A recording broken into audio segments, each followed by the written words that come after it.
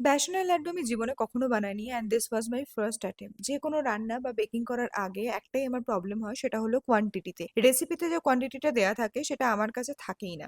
আর নিজের মতন করে কোয়ান্টিটি অ্যাডজাস্ট করতে যখনই যাই তখনই কোনো না কোনো গন্ডগোল করে ফেলি। এবারও সেটা ব্যতিক্রম হয়নি। প্রথমে বেসনটাকে ভালো করে ড্রাই রোস্ট করলাম আর তারপরে একটু সুজি দিয়ে ভালো করে ভেজে নিলাম। তারপর কড়াইতে ঘি দেওয়ার সময় বুঝলাম যে আমার যে কোয়ান্টিটির জন্য ঘিটা লাগবে সেই ঘি আমার কাছে নেই। এখন রাতের বেলা একটাই ভরসা, সেটা হলো জেপ্টো। তাই চট করে জেপ্টো করে নিলাম।